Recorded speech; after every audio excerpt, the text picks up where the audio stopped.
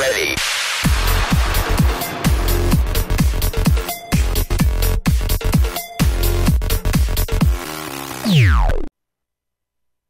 Okay, so hello and what is up guys, my name is PixelPolish and today with me I've got my glorious guest Sir Banana. Hello!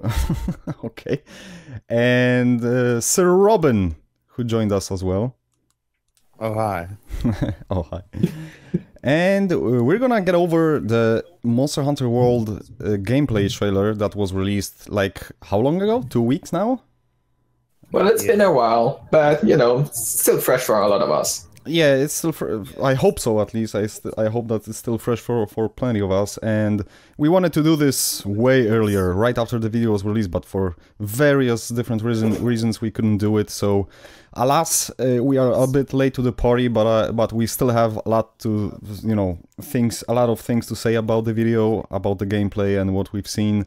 We want to share those thoughts with you guys, and I'm hoping that you are still willing to listen and you're not fed up with the whole gameplay video, and not just quite yet, hopefully. And what's this gonna be? It's gonna be basically our own breakdown of the trailer, of the whole gameplay footage, and our own commentary on the things that we see, what we like about it, what we don't, etc, and what we maybe hope it will be in the end, and stuff like that. So the usual, pretty much.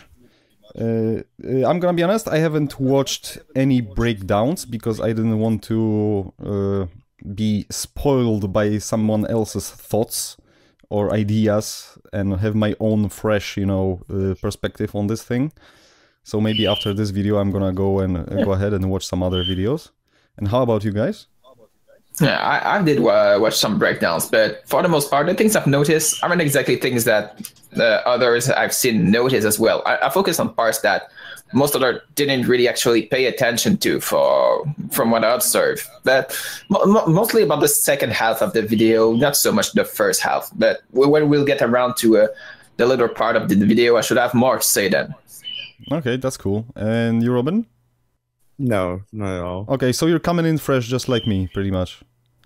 Yeah, with all my nitpicks are my own nitpicks. Gotcha. Okay, so that's cool, and that's exactly why I wanted you guys here, because I know that you're gonna probably catch something else than I would, and vice versa, maybe. So how about we go on with it? Ready? Hell yeah! All right. Yep. So let's listen to the beautiful voice of the narrator in this gameplay clip. Hello everyone, and welcome to an early look at Monster Hunter World coming to PlayStation 4 and Xbox One. By the way, that rabbit thing, I love that rabbit thing. PC to follow. That little Today we have a special look at gameplay for you, so let's jump right in. Let's jump right in, that's right.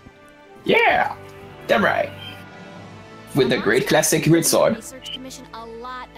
Okay, there's a rabbit thing again in the background. I keep noticing it because it's cute. It sent dozens of hunters back in bad shape. So That's actually the first time I've noticed it. Actually today, right before we actually started recording this video, when I was rewatching it again just to refresh my memory, that was literally the first time I've noticed it, and then I started noticing it way more often than before, because before I didn't notice it. Okay, that made zero sense.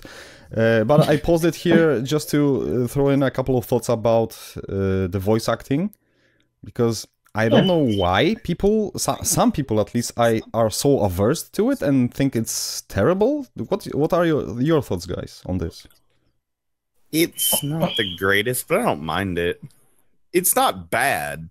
It's just like, I guess everybody's used to these amazing voice actors and stuff or something. Yeah, I can see that for this chick in particular, some people might have issues because her voice does sound kind of annoying to some people. It's too high-pitched, too loud, and like doesn't mesh very well with what you're doing. But I mean, it's not a bad thing. Maybe once we hear more people's voices instead of just her, maybe then we'll get more used to it. Yeah, like say when you go see the smith or when you go to the shop, there are more people than just her. Because that's what I was thinking. It's like this voice acting. There's nothing wrong with it. I mean, you can like the voice or dislike the voice, but that says nothing about the voice acting. It's just, you know, you don't like the sound of this chick or whatever. But yeah, that was just a quick note. I personally, I mean, as you've said, it's not amazing or anything. It's just, you know, okay-ish. But I'm just glad to actually hear human voices in this game. That's pretty much all I have to say about it. Yeah, there's a lot of new things in this game that put it more to modern standards, and I'm really really hyped up to see what more there is besides just the voice acting and some revamps of the gameplay. Just to see what more they could come up with. You know, people should be actually glad about it because there will be way less reading.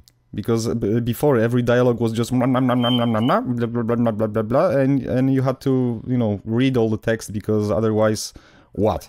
There was no alternative. But yeah, okay, let's just move on. That was a quick note, a quick side note about that. I love the map, by the way. I love that it's actually a part of something physical, like you've got this journal or something, and it's not just an you know, UI element. Yeah. I wonder though, because we know about the explorer skill that lets us enter in a hidden area, so I wonder where they will be on the map. Yeah, same. I was actually thinking about it just yesterday. Hello, bunny rabbit creature. Oh, two of them actually. Hidden areas. Oh yeah, like eating while running. Yeah. And consuming everything while walking, that's pretty great. Yeah, that's a great addition.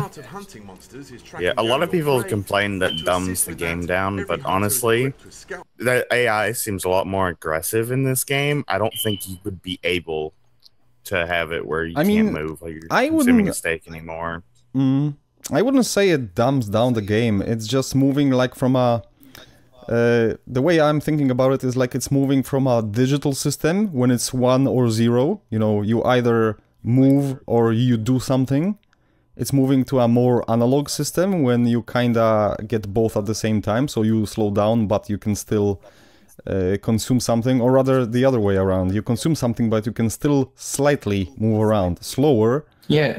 So it's not not giving you a complete freedom. You cannot sprint and eat. It's still slowing you down, but you have got some little bit, you know, degree of control.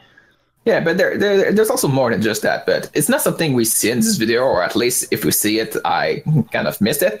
But there's also the new option that now, while you're actually consuming something, you can roll away from the animation, so you can cancel it and then eat later, in case you see that while you started eating, you're the target of the monsters, and you don't want to be hit. Oh, so you can... I didn't notice that, so you can cancel eating? Yeah. Okay, that's cool. That's actually pretty cool. But yeah, so far, we're gonna probably get back to that, because there will be more situations like that in this footage, but let's move on. Yeah. The scout flies are responding to the monster's trail. Go get a closer look. Yeah. I've got my thoughts on the scout flies too, but I'm gonna share them a little further into the video. Yeah, same here. That's not our target. We gotta stay focused on what's important.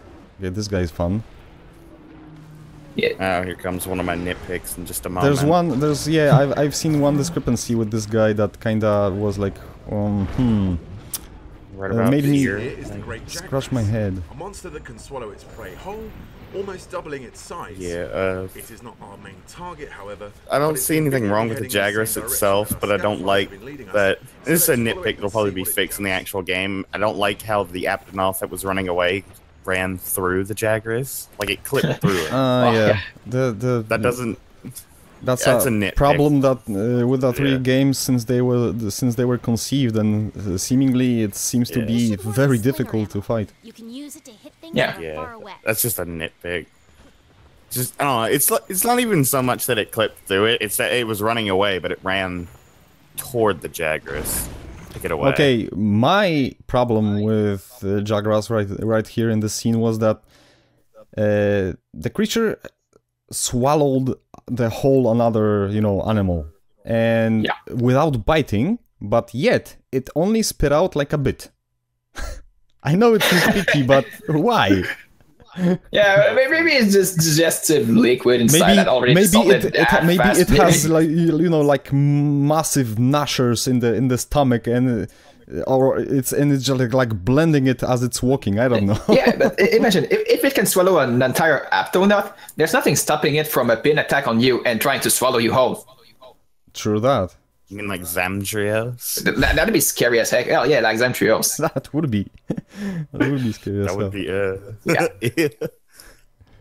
Okay, let's see. What's next? Turns out it went to regurgitate some of that meal to feed its young. These young are pretty cool. Monsters that can see We'll and smell get and back to hear. those later. So engaging in stealth is a sure way of getting the upper hand.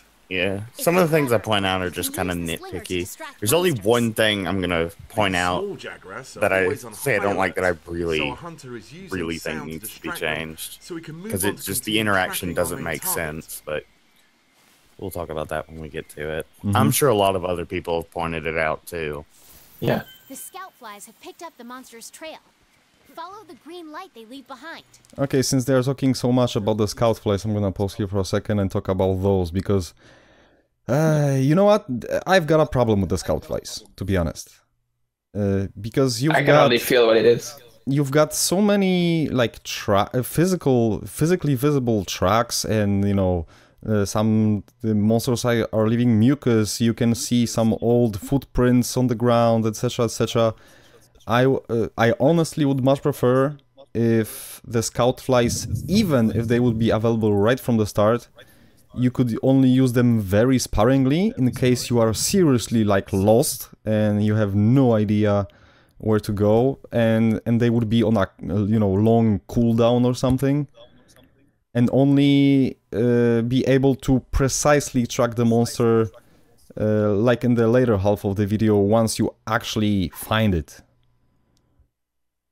Yeah, I hope there's an option to turn them off or just not use them. Which, I don't know, maybe just not examining any of the footprints and stuff will stop the scout flies from helping you. Yeah, I think they were supposed to replace the paintball pretty much, weren't they? Yeah, but still, you know, with the paintball you had to track the monster first, or at least use something that only for a few seconds will give you an idea where it is. But that makes me wonder at the same time, because we already have a skill called Auto Tracker, so we can find the monsters immediately on the map, and since tracking seems to be a big part of the game, are they even going to keep the Auto Tracker skill in the game? I've got a feeling that we won't, with the scout flies and all the different ways you can find the monsters even without them. I don't think that would make much sense, and it would actually take away from the experience, in my opinion. Yeah, I think if they did leave Auto Tracker, it would just, like, you'd start the quest with your scout flies all the way leveled up, so they'd already know where everything is. I don't so much think they're a replacement to paintball, though, because as soon as you find a monster, it's permanently marked on your map in Monster Hunter World, so scout flies aren't really doing that. The game itself, yeah, they basically they work.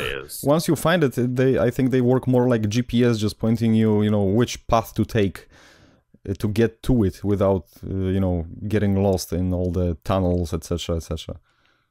But yeah, as I was saying, I would rather not have those, or I would rather have them be used very, very, very sparingly, because in my opinion it would be actually fun to track down the monster manually. If they actually leave enough tracks of different kinds depending on the monster, so you can find them like that for me that would be awesome. That would be part of the whole hunt, of the whole adventure, I can see that. And I feel like I should clarify, I don't have a problem with scout flies in themselves. I mean, they're cool. They'll help new players get into the game. Yeah, definitely. Monster Hunter has a pretty high learning curve. Not exactly the easiest game to get into. So things like this, it'll make it easier. That brings me to my another point. I'm not against that. Yeah, because when I was thinking about it, I was thinking that maybe as you progress in the game, you go to higher difficulties, maybe then there will be some sort of a limit put on the use of the scout flies. I don't know, but I would like to see that actually, so that the new players, as you've said, the completely new players, could use them at the beginning of the game freely to, you know, get the feel of everything. But as they progress, you know, to higher difficulties, when everybody should assume that they should be able to, you know, basically know the maps and know the signs, know the tracks, etc., etc. So then maybe you will be more limited in use of the scout flies. But I have no idea, and I think that would be a good, like, a middle ground. But yeah. Let's go. You can also track additional monsters. Yeah, I don't see them materials, doing and that, but if they environmental did do that, that'd be interesting. I would like to see... Gathering, by the way, Gathering right now is... Yeah, it's done so quickly. It's so smooth. Yeah. It's just, you know, it doesn't hold you completely. Yeah, it's not like and you've got all sorts of different crouch. animations, like scraping that mucus thing. Yeah. I've seen people complaining about we get infinite pickaxes now, gathering's much faster with everything, and I think we have infinite whetstones now. I saw a screenshot of the whetstone icon, and it had the little infinity symbol instead of how many you have. Maybe we'll see it later. That'd be strange, but I mean, it's not like running out of whetstones was so much of an issue before. Yeah, that's as long as you didn't forget them. Like people were complaining about those. You go ahead. That's one thing, and another thing, you know, as much as we, you know, kinda, let's call it, grew up with the old school Monster Hunter mechanics, especially for the new audiences that this game is definitely trying to gain, like taking 5 pickaxes with you and they break after like 1 hit sometimes. It's like, you know, what? Yeah. How does that work? I mean, this game is you clearly... kind of want to be gathering, but the game stops you just because of a random mechanic like that. Yeah, and you know, it's clear that this game is finally aiming for a little bit more of, not entirely, but a little bit more of realism. So, also to make it more beginner friendly, but it doesn't mean that the later end of the game won't be as hard as we know it. It's just that, like, the little parts that are annoying, like going back for pickaxes or going back for redstones or anything like that, they're just going to be like, well, you know, just keep on hunting. The part of the game is hunting. It's not just gathering resources. Yeah. But if anything... Yeah, go ahead. I was going to say, if anything, like, these are just quality of life changes. They're not making the game easier. It's just gathering is a really tedious process, and this is speeding it up. And quality of life changes. Exactly. Yeah. And now that you spend much more time in the maps, and I'm sure it'll be a bit harder to find mining nodes since it's not small zoned areas. Yeah. And that's another thing. Makes sense, because like they don't want you to have to find the mining nodes, but then when you run out of pickaxes, you got to go find bone and iron ore. Oh, yeah, see, that's a good point. I didn't think about it, but yeah, that's a perfectly valid point in my opinion. Bone and stone. Bone to stone. If you follow the scout flies to your target, you'll especially because, like you said, some pickaxes have a tendency to break after literally one use. Exactly. Yeah, and you will probably spend a lot of time on these maps, and you don't want to be. You know, mechanic that we got used to, but it was a very, very arcadey mechanic. Yeah. There we go. There's the bastard. Target. Now you've just got to take it down. You're less likely to lose sight of a monster if you use the focus camera. The target today is a new monster for the series called the Amjanath. We see that it is actually asleep right now, and a hunter could wake it and engage in combat here, but the cave is a tricky, tight spot, so let's try and lure it into an open area. Yeah, that is cool, that they actually have behaviors that are not, as I've said before, kinda digital, 1 or 0, so they either don't see you at all, or they see you and just relentlessly attack. There's something in between. You can hide, you can lure it out, etc, etc. That's freaking great. Yeah, and it almost gets stepped over. Yeah, that was... yeah, my other nitpick about that is that it literally walked over him and pushed him a little bit. I actually had that in the notes as well, because that was funny. But, you know, kinda hard to predict the collision in places like that. And those vines, that's... I'm curious to see how many and how varied will be those kind of environmental obstacles like these. Yeah, that must be also to give time for some areas to load, perhaps. It might. Maybe. That would make sense. Maybe. I'm not so sure about it, but who knows? Because once you go through it, I don't think you have to, you know. Well, yeah, I didn't think about that. Yeah, exactly. It doesn't Once grow you go back. through it, it's not there anymore. I don't think, at least. Yeah, it's just an monster. Red pit. At first, when I was watching this video, I was wondering, what the hell is red pit? Yeah. I like how the fruit. Yeah, that thing right there. I don't know if you've seen the damage numbers on them. Mm-hmm. But I don't know how it's gonna be in the final game because, like, you've seen that the things falling from the berries falling, they only did something like 14 damage, and you can easily do more than that with your weapons. So I'm not sure what is exactly the potential of using this environment. If I don't think it's meant to be used as a weapon, because seriously, it's like just, you know, throwing a nut on a, I don't know, hippopotamus or whatever. Yeah. It won't do anything. I think if anything, those are meant to be gathered, but because the monster was under it, it took damage. I don't think they're meant to be gathered or used tactically as a diversion or something like that, you know, not to actually deal damage, because the damage is pitiful. If you have all these assets you can use as in the environment to deal damage to the monster, like later when we're gonna see a giant boulder fall on it. Well, I want to make sure that's like there's some value in using it, and that it won't be like if for a speedrunner that they're just gonna ignore all of that to deal 100% weapon damage only all the time. If you know what I mean. Yeah, I think so, but I don't think that will be a problem. I mean, I don't think, if I'm understanding correctly, you're worried that somebody could just use those traps to kill the monster, or what? No, on the reverse, that they won't be worth it in the end, and that it'll be better off to just ignore and like fight the monster. I've got a feeling that it will be like that. I mean, they will be fun to use every now and then, you know, to do something kind of spectacular, but I don't think they will be able to compete with the like end game weapons, etc.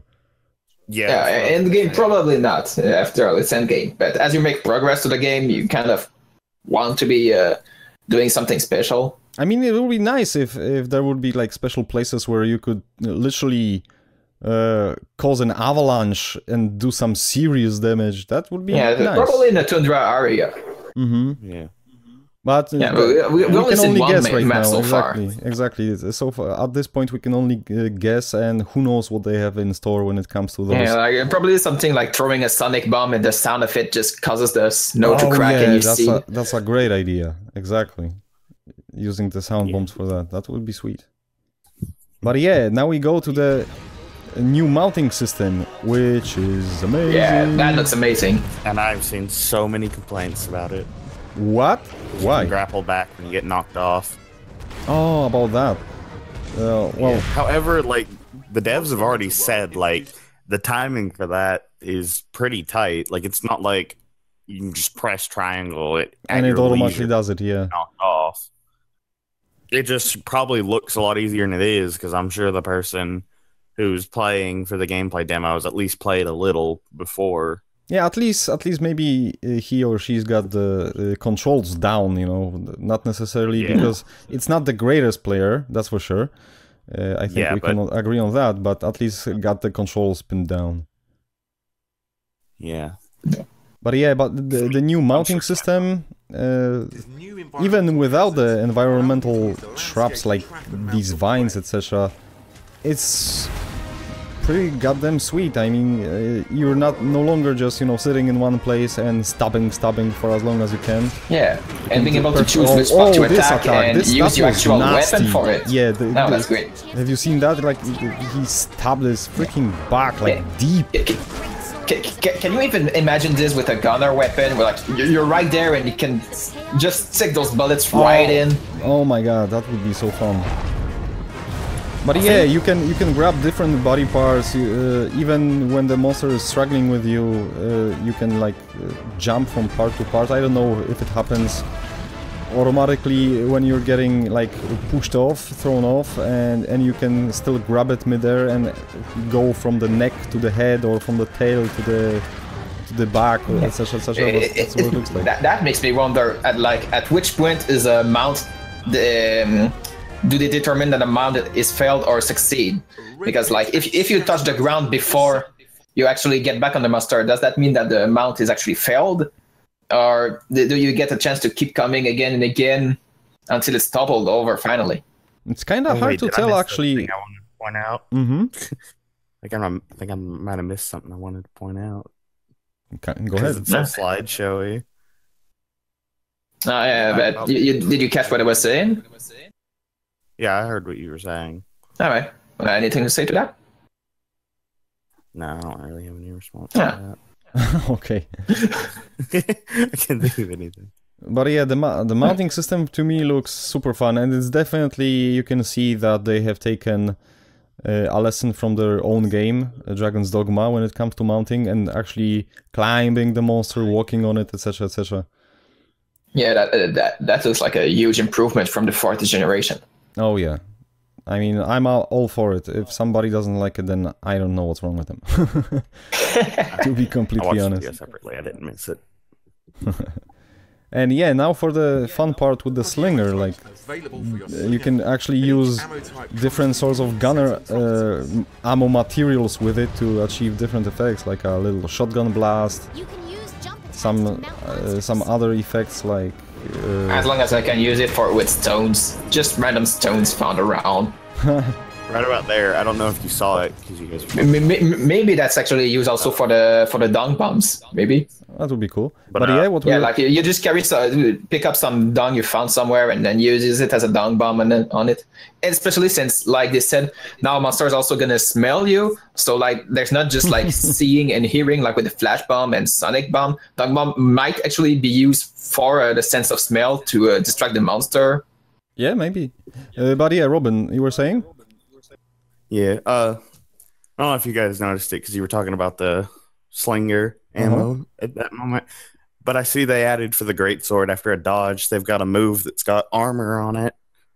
Yeah. So that might actually allow greatsword to play a little bit more aggressively. Yeah, I'm sure and I've noticed another move as well. I think I've noticed 2 moves, but the other one I didn't write down. But there was like a shoulder charge a little bit. At one point during this fight, a little bit later on, maybe we're gonna catch it later. We'll see. Maybe it can serve as a shot for small monsters. It was like just a charge with the shoulder and then followed by proper attack. I was like, oh, okay, that was fast. Yeah, there's a couple other new moves in that, but that one in particular I wanted to point out because I think that's a good addition for Greatsword. The Greatsword feels a lot more agile just to look at. Aggressive enough. I never played with the Greatsword. It's just not my kind of weapon. But after watching this video in particular, I was like, this actually looks kind of fun now. Yeah. Still heavy and bulky, but so much more agile, as you said. Yeah, especially better for beginners because the Greatsword usually was a lot about commitment and getting those long openings to land a strong attack. But this time, you can land faster attacks and still get rewarded for it. Oh, and by the way, the new R3 menu, this is a great addition. Yeah, and it's I didn't notice this when I was watching this for the first time, but you've got like 4 different levels of this menu. So R3 itself is that circle, but then with the D-pad you can switch from favorites, multiplayer, communication, items. So multiplayer, that will be probably how you call other hunters maybe, and then I don't know, kick them or something like that. Just managing your team. Maybe, possibly. Communications is pretty obvious, and favorites is great, so that will be a great help. My only problem with it is that it seems, I may be wrong, but it seems like you have to press down on R3 and hold it. If that's the case, then anybody who played some games that require you to do so, like both press it down and move it, it's maybe you press the item uncomfortable. Button. Yeah, because the item button is used to consume the item, but maybe with the same item button, you can select the actual item. But the problem with that is that you're using the same hand. Well, no, actually looking at it, like, I think you press the D-pad button for whichever menu you want to bring up, and then you just press down R3 to actually select the option. Well, that would be I mean, better. Once the option is highlighted, how do you actually confirm it? That's the question. Push down R3. If Robin is right, then you press the D-pad up, for example, for favorites, then you just move the right stick around to select whatever item, and then push it in to use it, possibly? Yeah, that, or alternatively, maybe like have just a very small time frame delayed, like you've highlighted the item, you release the button, and then after a short time, it selects it. Yeah, maybe. That's my question, because I'm just hoping that it's not the case that you summon the menu by pressing in R3, and you still have to use the right analog stick to select items, because pressing it in and turning it around at the same time is super clumsy and uncomfortable, in my opinion. So I'm just hoping it's not that. You can see in the top right, use shortcut is R3, so I don't think you have to hold it to keep that menu up. Maybe. I hope so. But yeah, okay, let's go ahead. The shoulder slam, as I note that on a piece of paper in here, is coming in shortly. So pay attention. I mean, not sure if you're gonna be able to actually catch it with the slideshow on your end, but hopefully. Yeah. Probably not. And there we go. Consumables on the move again. And yeah, I was talking about those little what were they called? Jagras. They keep like stalking this guy. Everywhere he fights the other monsters, they keep just stalking him from the branches and climbing the trees and jumping the rocks and shit. That's pretty cool. Maybe like some kind of scout monsters to alert the rest of the herd. And that's very cool. It just, it does nothing because they don't attack you, I think. I mean, some of them did later in the video, I think, if I remember correctly.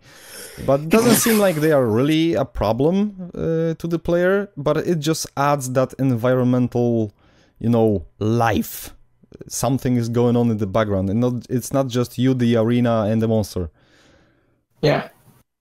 And eventually the small bunny rabbit things or some birds, parrots and shit. It adds some kind of nice dynamic to the environment. And all they do is just running behind you and climbing the trees and watching what's going on. And in this case, there we go, flash bombs. Yeah, the flash bombs. That was actually a detail I missed with the Jagras. That's a really nice lighting effect, by the way. Yeah, and this time we don't see the stars on their face, like because they're blind. No, you just know they're blind. Mm-hmm. Yeah, they definitely moved away from the very arcadey... Oh, okay, wait, no, you see a few ones. Yeah, there are stars, yep. They just don't look like literal stars anymore.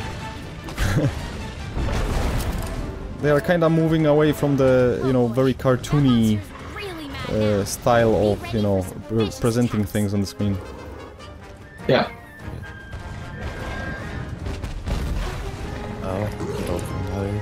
Monsters and just coming up here. Got angsty. And now that's a chase.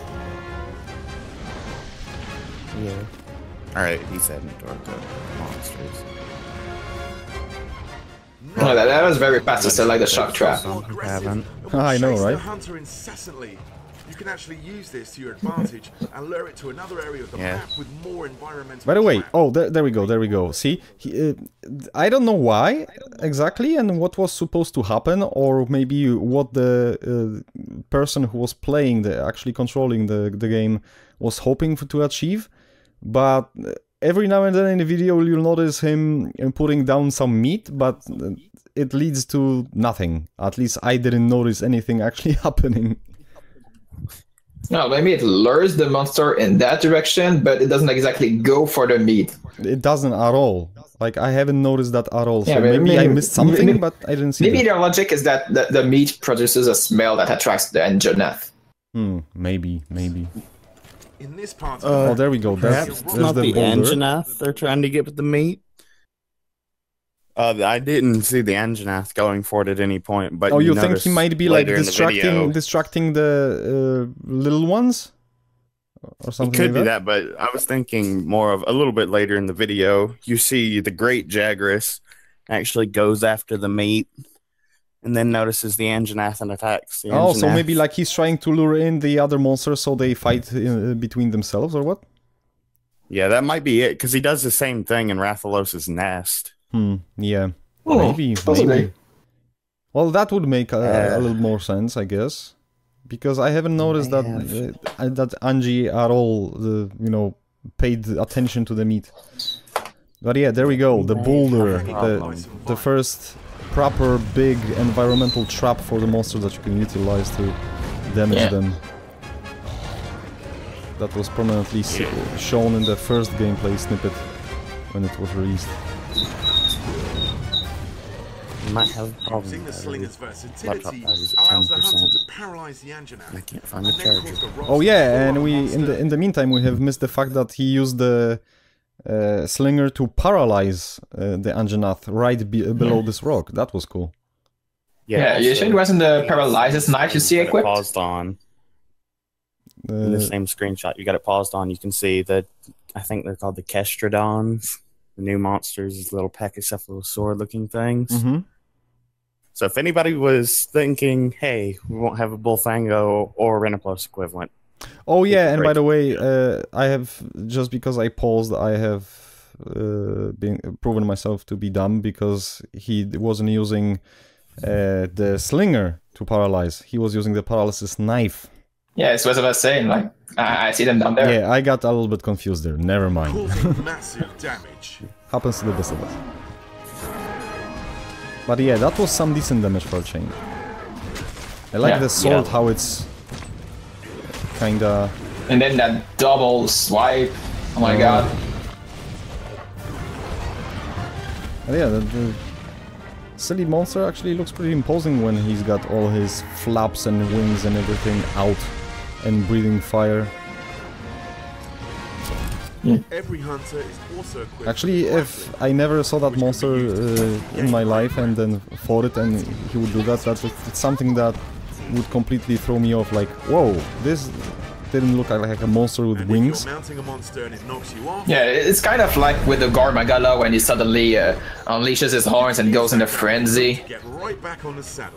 There we go, and now using grapple to jump back and forth from one body part to another body part. This is awesome. Body damage and scarring are your I've seen some people confused about why it has wings. I mean, I don't think those are actually wings. Yeah. I'm just calling it that for the lack of a better word, but whatever the hell. They serve the same purpose as frills.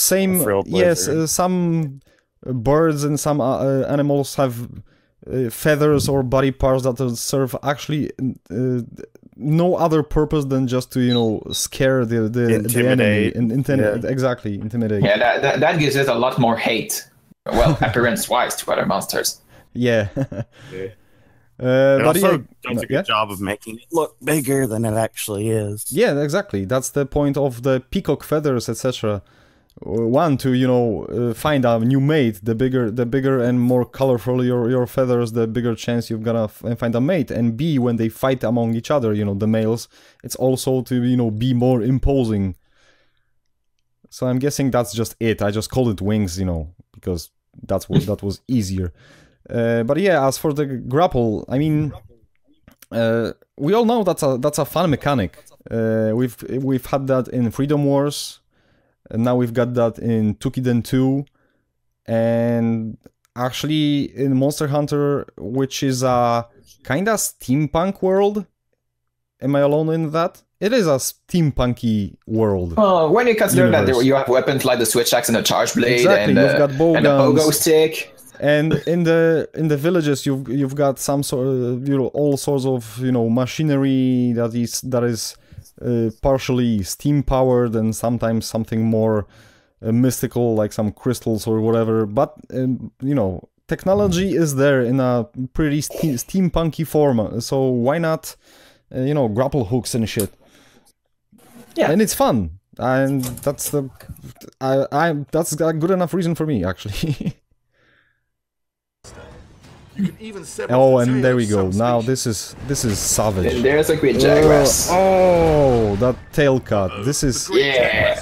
And it's cool Yeah, that you can also- do it while being on his back. That's pretty freaking... Large monsters get very Sweet. territorial at times, depending on their But that looks temperament, nasty. either fight Like, or come flee. on. This time, the I'm not sure if you can chooses to notice avoid it the encounter with great where the Jaguar. monsters are right now, but there's actually an icon on the map showing where the tail is. You can see. Yeah, Oh, yeah, it was yeah, something yeah, that was yeah, there it introduced is. in Double Cross, but A little now it's ham. back. Mm-hmm. Yeah. A little piece of ham, and there we go with the meat again. And some Alright, coconuts. laptop's about to die, so I installed Hangouts on my phone. Oh, and that sound of that sound of pain, that grunt. Uh-huh.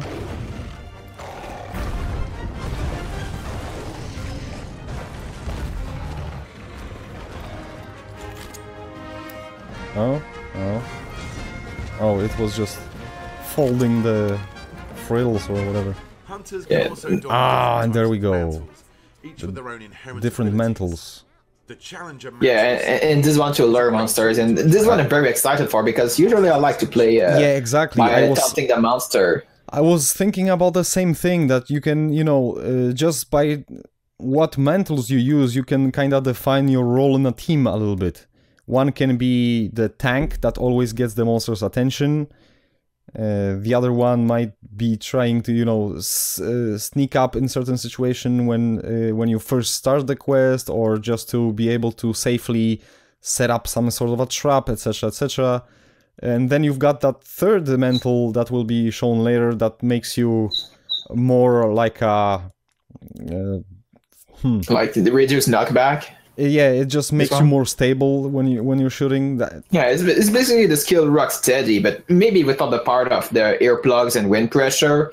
But definitely. But it also makes me wonder, like with earlier when we wonder with the scout flies whether we're gonna see auto tracker back. Those metals make me wonder if we're gonna see the skill sneak back. Yeah. I will say one thing though, that Rocksteady mantle, one of my biggest problems is going to be with that when it comes up in a little bit. okay. So we're gonna get back to that. Lure it to another strategic It'll be location. right at the end though. Almost, yeah. Also, there's no audio difference, is there? I had to install Google Hangouts on my phone because the laptop was dying. Gotcha.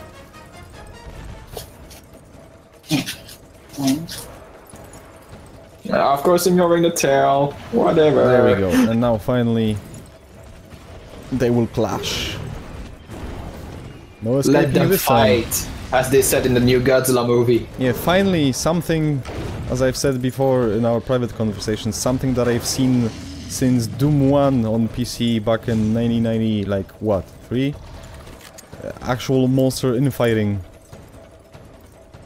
Yeah, it's not that there wasn't really any in the previous monster games. It's just that if it happens, it's a very rare occurrence. Yeah, it's like just a starving devil Joe or something. Yeah. Yeah, And there's exactly. no specific animations for it. But yeah, here, as the announcer will say, they've got like natural predators, etc. So some monsters are prey, some monsters are predators. So there will be some interesting situations occurring during the hunts. And hopefully they will be each time, you know, very unpredictable. That's my main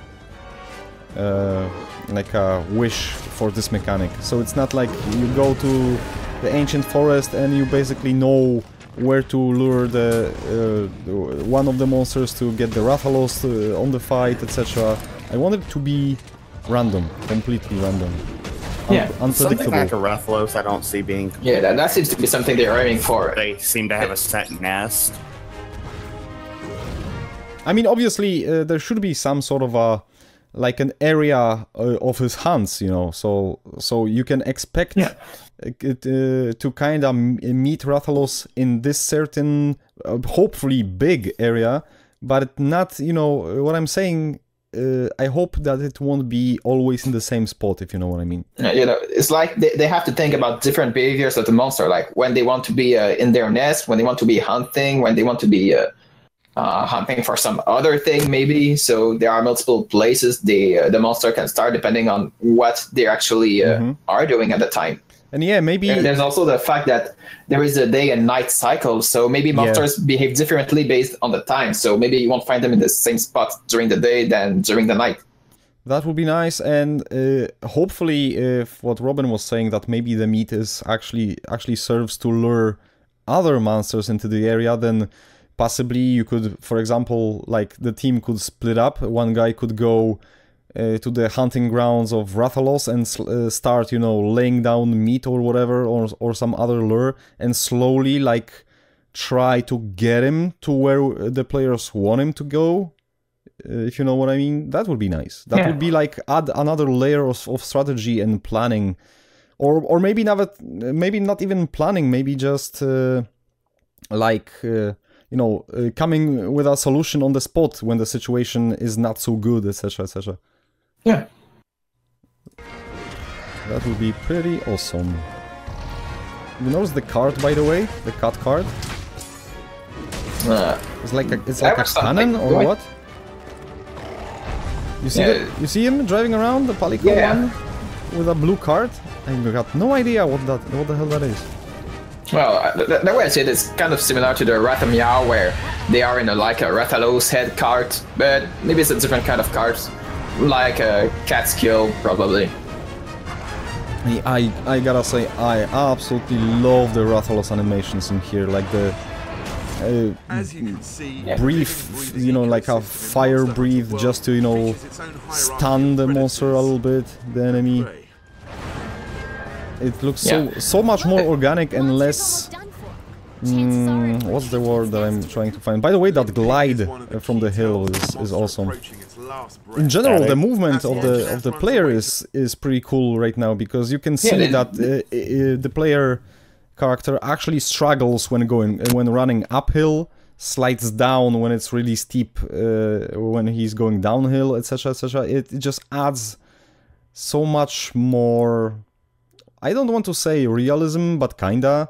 And but it just feels more natural in the environment. It's not just you either run down or jump down. You're either they wanted to get rid of the silly things like the flexing or the way the hunter runs away from a monster looking ridiculous. You know, those kind of things. Like it's like, well, you know, you're used to them. You laugh at them, but at the same time, it's like, well, you know, it's not exactly how you would do things. Yeah, and this is. Because we don't have that issue, because we've been with Monster Hunter for many years now, and we grew to like all the quirky, silly things about the game. But it is true, and people have to understand that many of those silly things, including Palicos, was actually driving some people away, because they were like, this is some kid anime stuff, you know, it's just not treating the subject seriously in any way, shape or form.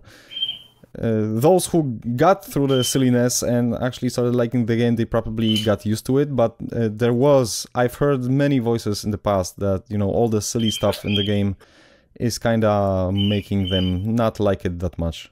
Yeah, that's one of the reasons I've heard most people enjoy the 4 Ultimate more than they did Generations or Double Cross, because 4 Ultimate was the last game that was closer to a more realistic kind of hunting, where Generations and Double Cross added those hunting styles and hunter arts and made the game in general easier. And it's not that it was necessarily a bad game, it's just that it turned it kind of more silly. And when it comes to Generations and For You, I've gotta say, I went back to playing For You now, and I kinda see where those peoples are coming from when it comes to, you know, the advantages of For You over Generations. Generations is cool because of all the cool locations, etc., but the mechanics, I kinda prefer the For You, I think. But we're off topic, way off topic right now. Now there's the interesting part, going back to the camp at will. Yeah, that's when I started noticing things. Which things? Tell us. Yeah, you will see. Like the first thing is when we check the equipment box, and especially when it changes weapon to the heavy bowgun page. Make sure you're always prepped and ready for what comes next. But yeah, this is an Yeah, awesome just addition. the heavy bowgun. Pause on the heavy bowgun. Sword for a heavy bowgun.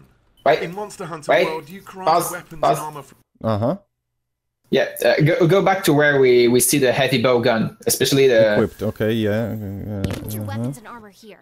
Make sure you're Let me always pause prepped it and at ready the for right what time, comes I think, next. I hope. for the final. Yeah. There. Okay. Now, I know that the first page is where we see normally the most basic information, what you need to know first and foremost about the weapon. In this case, like its attack, its sharpness. In this case, it doesn't have any affinity. And you can see some specific information to the weapon, like deviation, custom mods, and special ammo. But there's something I don't see here, actually, that normally is always stated with bowgun weapons in particular, and that's reload speed and recoil. We don't have any of that information on that page. I didn't notice that. I wasn't paying attention. Normally, that will be on the first page immediately. I don't know if it's put on another page or something.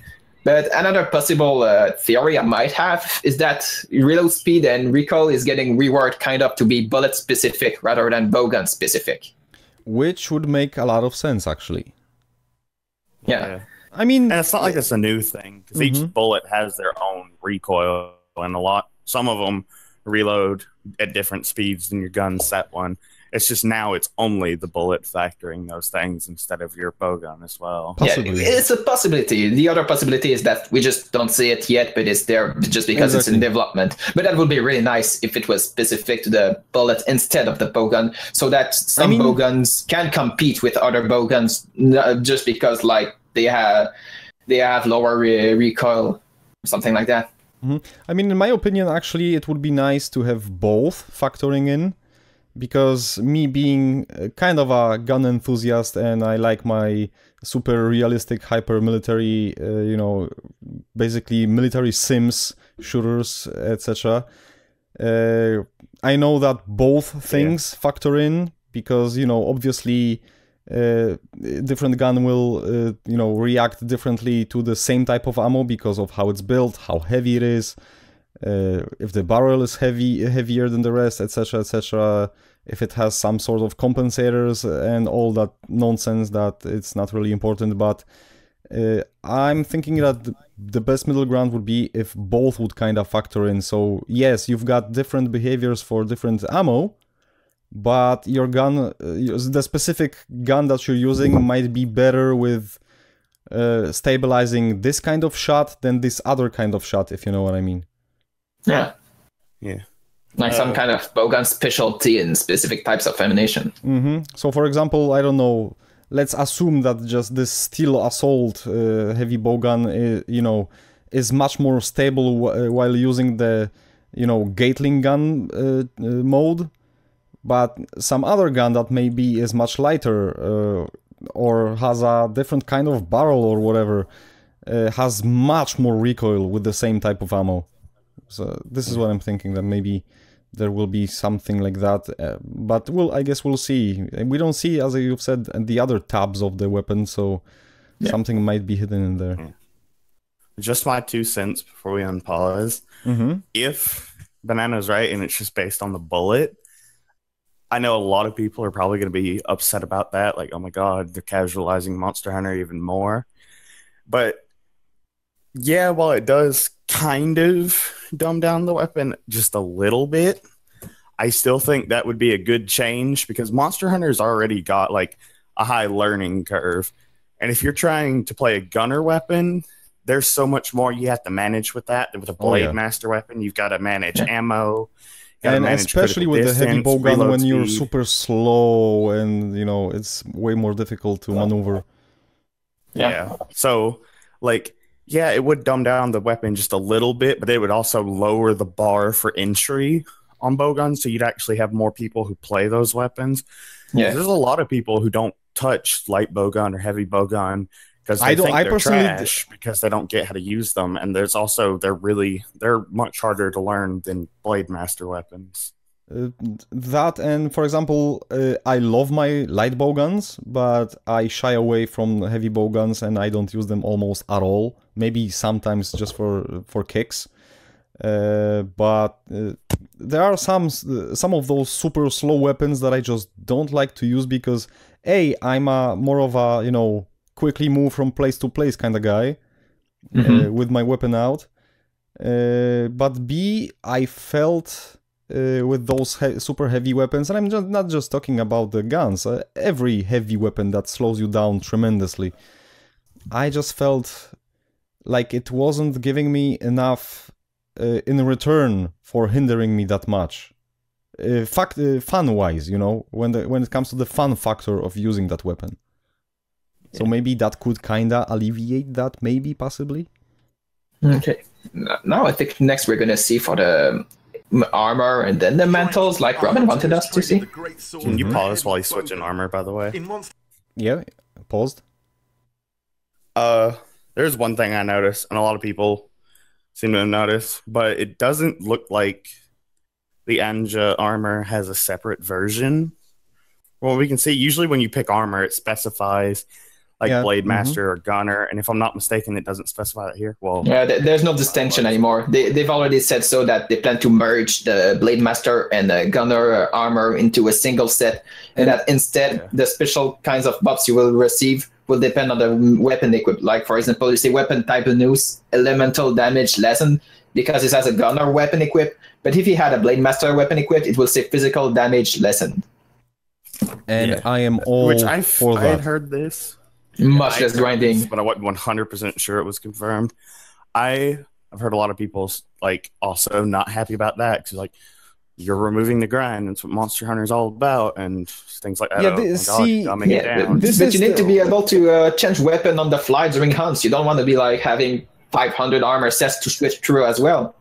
That's and it's also thing. Like armors. Usually, there's at least one piece that requires a rare drop. It's like 1%, 2% chance of dropping, and they require even more when you need to upgrade them. Yeah, this does kind of dumb down the armor system, but honestly, because of that, there's so many people who only use Blade Master or Gunner and don't touch the other because it's just so much work to grind the same set 2 different times. Exactly. So you can use it for your different weapons.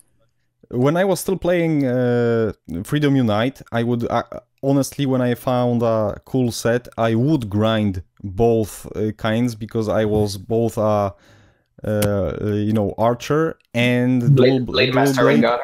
Yeah, exactly. So I always wanted to have both versions because I wanted to be able to go with any of those weapons. But as you know, time went by and I was going through the later games in the series, I kinda lost that enthusiasm for constantly having to grind both every time when I wanted to upgrade my my armor. So, excuse me, and I am super happy about this change.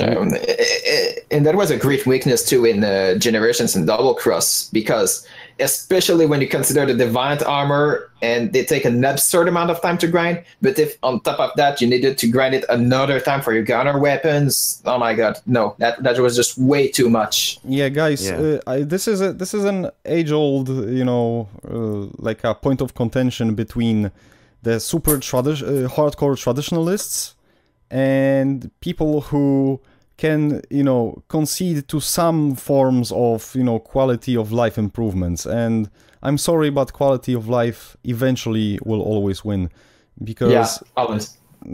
Because honestly, what is that grind giving you? Except for maybe I think it's only for the people who defend it the most are those, super elitists that they want to show off, oh, look at me, I've spent 2,000 hours playing this game, so I could afford to, kill the same monster, not 20, but 65 times to get both of the armor sets, and look at me, I'm the pro. But, seriously, it's... In the end, the problem with that logic is that, sure, for you, it adds a lot of playtime, but for Capcom, it removes a lot of total playtime because players will leave before they get to the end game. Yeah, they will drop. And for them, it's a loss. But even for you, it's a gain. You have to think Capcom what they want. They want players to come in and play the game. Well, and Capcom if they and the other players grind, that because of that old system would quit. Maybe they didn't want to. Maybe they like the game enough that they wanted to continue, but they have hit the, you know, like a higher skill. I mean higher skill, higher difficulty, and all of a sudden grinding, you know, more than one set becomes a real chore and it takes forever.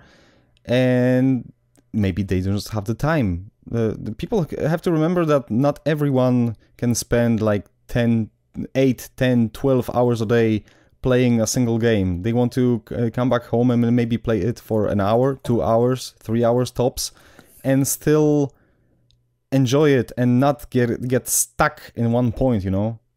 Yeah. Yeah.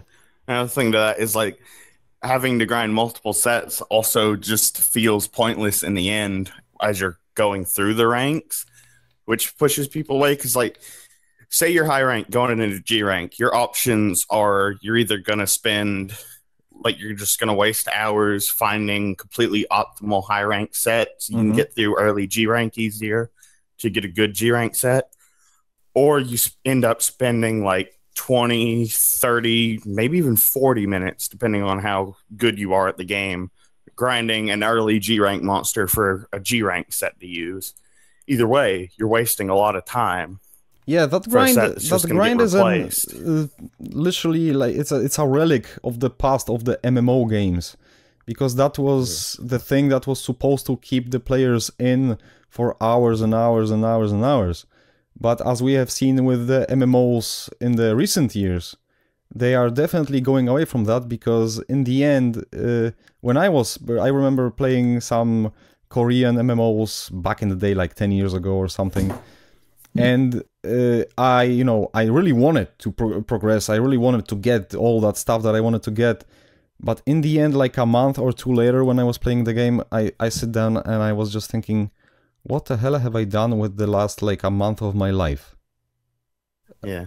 And it's like, I wasn't actually having fun. I was working. That was the problem. And I'll clarify that I'm not a person who really has a problem with the grind in Monster Hunter. I mean, I've got over 1,000 hours in every Monster Hunter game, except Try, because I never had a Wii, and Monster Hunter Double Cross, because I just hadn't had it long enough yet. So I'm not somebody who just gives up on Monster Hunter really quick. I play those games like I have no life. But, you know, I'm trying to think of it through the eyes of somebody who's new to the series or somebody who's burned out on the series. After all that grind, you kind of feel like it's pointless, and then you wonder why you're even playing the game. Because it feels more like a chore than actually having fun. Like you said, it feels more like you're working. Exactly.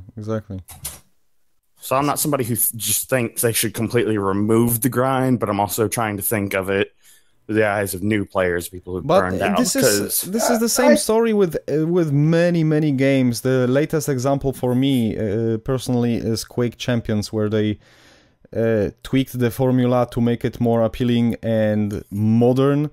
And obviously, all the traditionalists they will freaking puke bile on the game just because it's not exactly the same as the game from 12 years ago. Well, right now it's 18 years ago in the when it comes to Quake, but whatever. You know what I'm getting at. I think we get the point by now. Yeah. Okay, let's move on.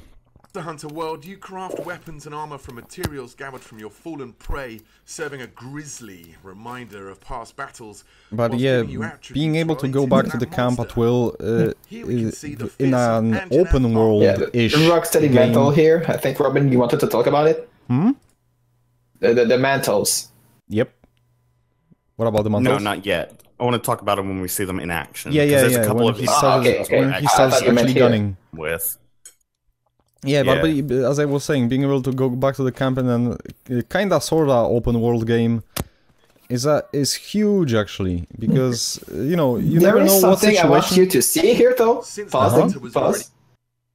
Okay, can you see the normal ammo here that's currently equipped? Normal ammo 2? You can see that it's already fully loaded, and when he cycles through the ammo later on, you can see that every single ammo type is already loaded in the bowgun when he leaves the when you camp. change the ammo type, you don't have to load it again and again and again.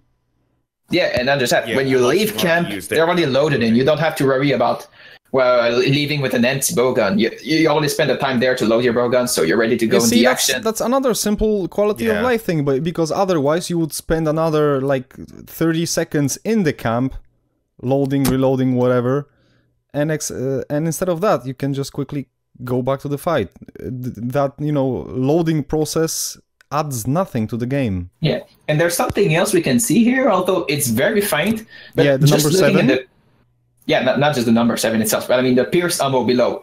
It's not white anymore, it's blue. And when you see later cycling through, you can see that the new spread bullet is green.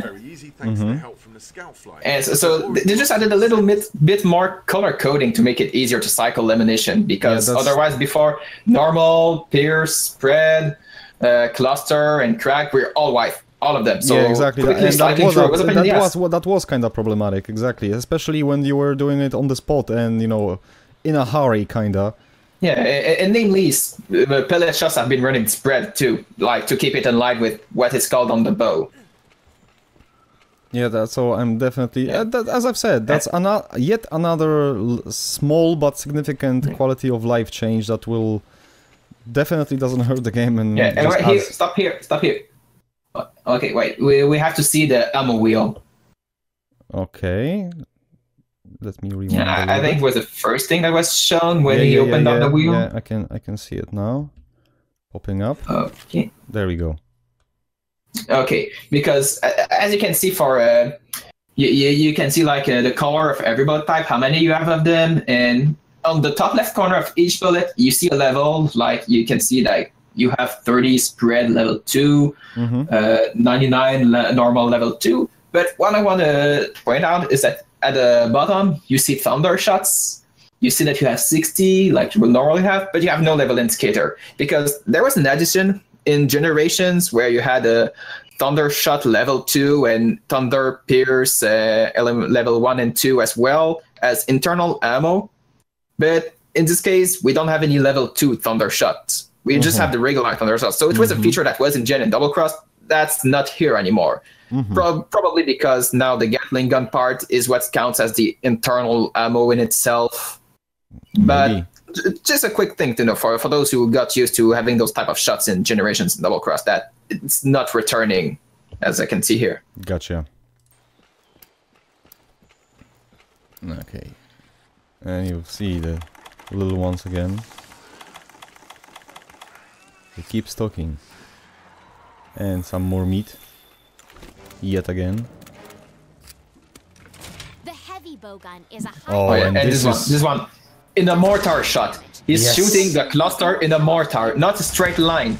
Which is a lot better, because you always want to be hitting the center of the monster.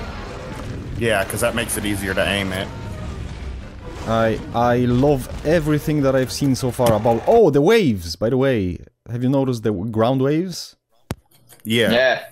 The ground shakes a bit because it's unstable, so the hunter doesn't have as much speed when on that ground. And not even shakes. It was a literal wave, like a carpet, you know, moving. So that's really nice, nice looking and everything. I'm guessing it's only on certain types of terrain, like this net of branches, etc. But thick vines, you could say. Yeah, vines. Yeah, unstable ground. Elastic enough, but yeah, that looks super cool, and obviously also affects your player, your character's movement. There we go, another wave coming. Yeah. Don't want to take hits like that head on. But yeah, everything I see about the heavy bowgun makes me think that I'm gonna be using it quite heavy. Yeah, it looks sick. I already did use heavy bowguns a bit, but now I'm even more excited for it. As I've said, I never liked heavy bowguns, but this game might change it actually. Well, that didn't work so well. With the You pause it right there. That's one of the things I have a big problem with. Yep. The ghillie mantle, maybe it's just because it's in early development. They plan to fix it. Maybe not. I don't think it should function like that. Because It's just, A, you shouldn't be able to put on the ghillie mantle and become invisible to the monster in the middle of combat. And B, definitely. he put it on, the monster hit him, and somehow the monster still, like, got, like, put out of combat mode, or whatever you want to call it. Like, it just stopped, lost track of him, even though it had just hit him. Well, that right did there, it actually? Yeah, it hit him, it knocked him down. I mean, I know it hit him, but did it actually lose track? Because yeah, you can see it's looking around for him, and he said, "Now's your chance. Hurry up before you get noticed again." Let me go in a slow motion through that.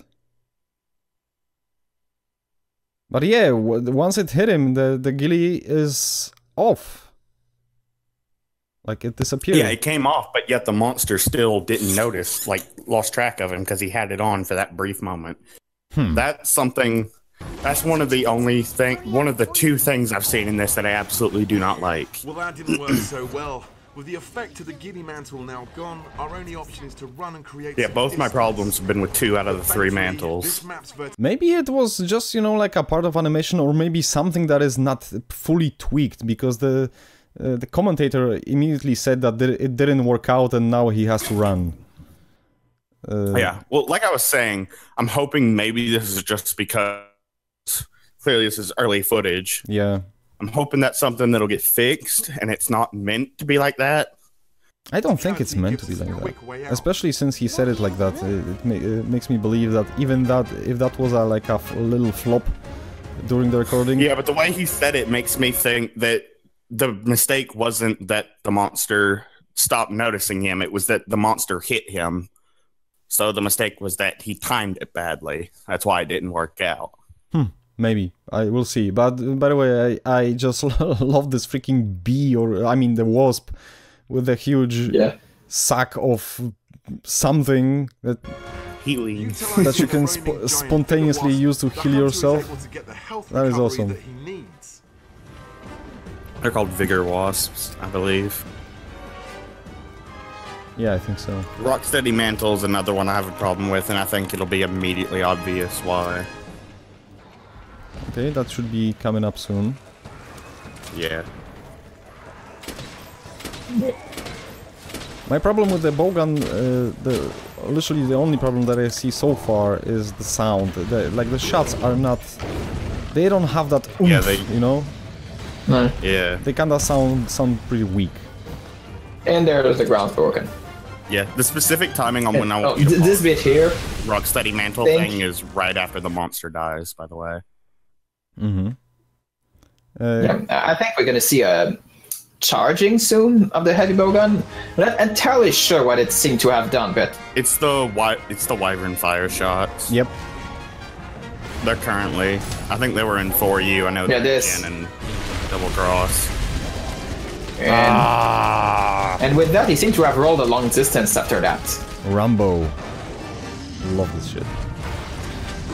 What can I say? I love my guns, even if they are just primitive steampunky guns. Oof. Okay, so what now? There we go. Yeah, there's the G-Rag grass. Yeah, see? Yeah, it's eating the meat. There we go. I think it's actually eating the meat. Let me rewind it slightly. Yeah, that's what I was referencing earlier. Yep. So I guess we've got an answer to that meat question. So he was trying all this time. The person who was playing the game was actually actively trying to lure the Jagra to this place. It didn't work out for the longest time, but this time apparently it worked beautifully. There we go. Maybe it worked better out when you're actually playing the game as an experienced player instead of a demo player.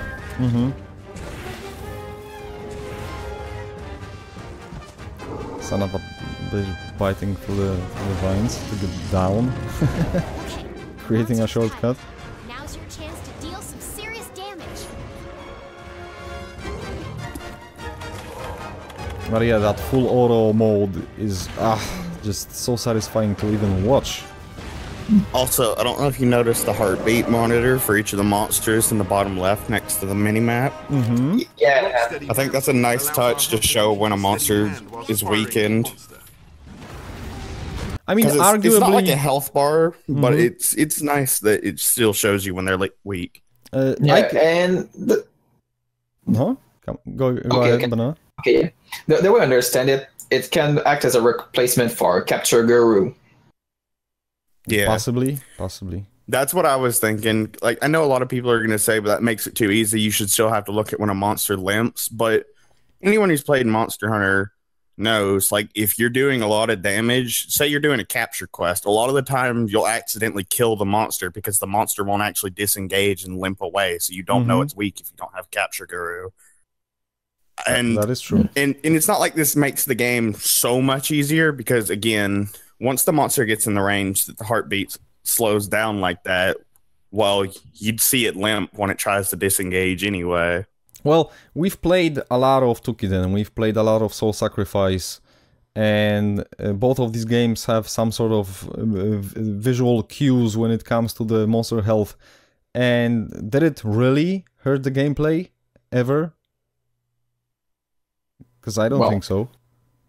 Well, in the defense of Monster Hunter, in that case, is that sometimes if you want to make a capture, you have to know these things. In the case of Tukiden and Soul Sacrifice, there is only either the state of alive or dead, not capture. Yeah, you don't need to worry about. Capture. That is true, but still, in general, I don't think it really detracts from the game at all. Yeah, I've just seen some people say that makes the game too easy, and honestly, I don't think it affects the difficulty. Well, those people say this about every single quality of life change presented so far in the game, like every single one. So yeah, I know. I'm just giving my 2 cents on it. Yeah. I love those explosive shots. God damn. And those sticky ammo that replaces the crags. Damn. Damn, that is. And then out comes the Gatling gun. And that's the part I like about the Gatling gun. But yeah, by the way, Robin, you said nothing about your problem with the Rocksteady mantle. Oh, it hasn't shown up yet. Oh, not yet, okay. When you pause right after the monster dies, I'll tell you about it, because we see it right when the monster gets killed. Okay. So I'm gonna pause it then. Yeah. Sweet explosion. Yeah, all of that looks super satisfying. You might have seen it right there. My problem with that... No, I didn't. Wait, let me... well... Let me... Rocksteady mantle, I don't know what I'm looking for. Oh. Okay, let me go in slow-mo. It'll be obvious when I'm pointing out in a second. But I get the Rocksteady mantle is supposed to mitigate knockback. That's what Rocksteady's always done. And I could see it like negating knockback from a small hit, like a hit from a small monster, or like small wind pressure, something like that. But that hunter took 2 direct bites from the Anjanath and did not flinch at all in the middle of that shot. I feel like that's way too much knockback mitigation. What about the damage? Mantle can completely knock that. Even the damage is kind of iffy, but we don't know what the damage is like on those monsters, like how strong they are, how strong that bite is. And we know the mantle mitigates damage. So I can't really talk about that. But again, the knockback, I don't think it should be able to tank 2 bites from an Anjanath or any large monster. Yeah, I kind of agree on that. Interrupt the shot. But yet again, still, this is something that we have absolutely no idea if it's intentional, if it's just, you know, not tweaked properly just yet. You know, well, I think it's intentional because it did the little sparkle thing like hyper armor when the greatsword did the attack to add hyper armor. But again, like, that's something I hope they change because that feels like it's just way too much. Yeah, I guess we'll see. But yeah, this is... yeah, go ahead, Banana. Yeah. The other good thing I saw about the heavy bow gun that seemed like a good quality of life update as a replacement for the internal ammo, like I said earlier, the Gatling gun here. Where you see that it started the hunt with it completely filled up and he emptied it, and then it started recharging. So that means this is actually an infinite source of ammunition when you instead of relying solely on normal level ones. Oh, yeah. You're talking about that blue bar at the top? Yeah. Maybe that might. Yeah, because otherwise, I remember like when I was fighting Amatsu back in Generations with a light bow gun, just to try it out, and eventually I ran out of ammo and I had only level 1 normal shots to use. I know I kind of feeling. got annoying to try and kill it down with just those weak shots. But this time now we had those type of ammunition that you could use beside normal level ones once they recharge to deal something of more substantial damage. Yeah, I guess we'll see. You might be right. I'm not sure exactly about it because I wasn't looking for that specifically when I was watching the video, but who the hell knows? But yeah, this is pretty much complete and a job well done. the end of the video. We have reached the end of the video that is only 23 minutes Now we can harvest precious materials at from the monsters 1 hour and use 20 those to minutes of gear up recording. for our next challenge. But yeah, they have. This is silly. I wanted to point that out. Like, so you've got those cool gathering animations that are super precise, like you scrape off something off the wall to a little bottle or whatever. But yet, when you carve, you can do it like by standing Like a away from the 3 feet muscle. away. Yeah. Yeah. Come on, guys. Well, that should be the easiest part. Well, it's not the final game, so maybe later in the game. And Yeah, this is the serious thing. part will be like I think it's so precise that it's literally too often the monster dies out of bounds and you can't carve it. You know, the good usual like the veterans will like it. Yeah, don't kill a monster outside the area, otherwise you can't carve it. That's part of the difficulty of the game, you know. Yes, for sure. This is the part of the difficulty of the game. I call bullshit. But yeah, this is it, guys. So these were our thoughts, pretty much almost initial thoughts about the trailer, because as I've said, we have not really talked in length about this video before recording this. It was pretty much on the spot. We only had some quick notes either in front of us or in our heads about what we've seen, and we wanted to share those with you and discuss them among each other, and we wanted to invite you to this discussion as well in the comments below, because we're definitely curious about what other people's feel and how many of you actually are super conservative about the old Monster Hunter formula, and how many of you are more maybe accepting or even happy about the new changes. Me personally, if I want to play the old school Monster Hunter, I've got like, what, 5 of them? 6 of them? Maybe more? Yeah. I can go back at any time and play my favorite old school Monster Hunter. First generation, second generation, third generation. I think it's about time to get something that is a proper, huge, and not just tiny incremental, you know, change to the formula or you know, update to the formula. Sorry, back. And you know, even then, we still don't know everything about the game yet. We've only seen one map. We've only seen like 2 new monsters. As far as we've heard, they plan on focusing on new monsters mostly rather than returning monsters. So there's still a lot more we have yet to see. Yeah, exactly. We have to keep just that in saying mind. this is nothing. It's still nothing yet. We have so much more to explore of this game. We have to, so excited to we see have to everything. definitely keep in mind that we've seen like maybe I don't know, 1.5% of the entire game. So there still might be a lot of stuff that will surprise us and give us way more, you know, things to talk about and discuss and dissect. Yeah. And then you make can up bet our on minds. hype for this. And build the hype, yeah. But so far, how about you guys? Are you hyped? I got positive impressions. Of course I'm hyped. It's Monster Hunter. Yeah.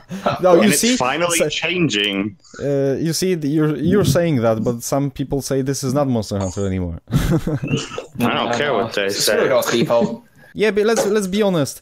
For the last 13 years, In Monster Hunter, there were only very 2004. tiny incremental changes that, you know, basically the latest Monster Hunter game outside of this one, of course, that we're playing, when it comes to the, you know, the core of it, we're still kind of playing the same game. Yeah.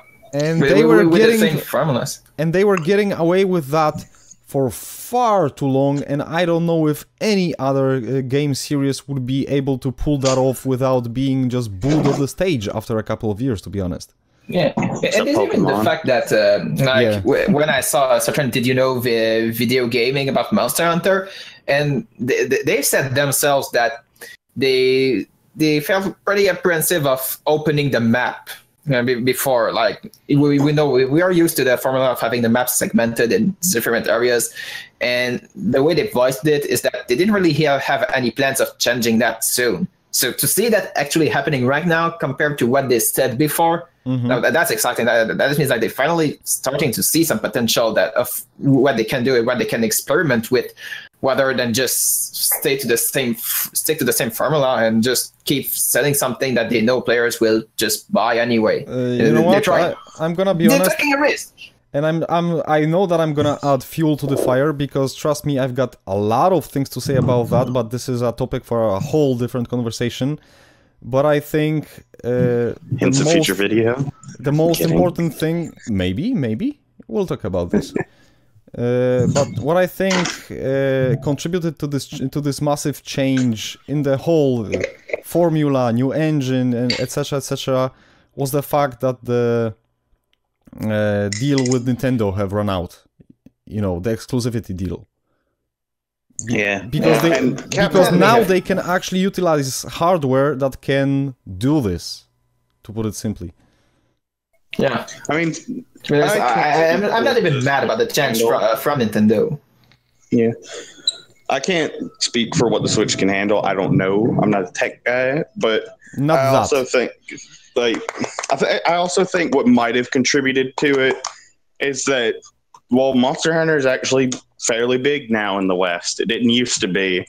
So maybe now that Capcom's like, hey, Monster Hunter is profitable in Japan and outside of Japan, maybe we can give them more stuff to work with. I mean, because the devs on Monster Hunter have said they've wanted to make a game like this pretty much since they started making Monster Hunter, but they never had the resources to. Exactly. It's not when I'm saying Capcom being this, doing that, and being that shitty. I don't mean Capcom the development studio. I mean Capcom the corporation. Yeah, that's what I'm talking about. Like, I think now that it's actually profitable, Capcom's giving them the resources they need to make stuff like this.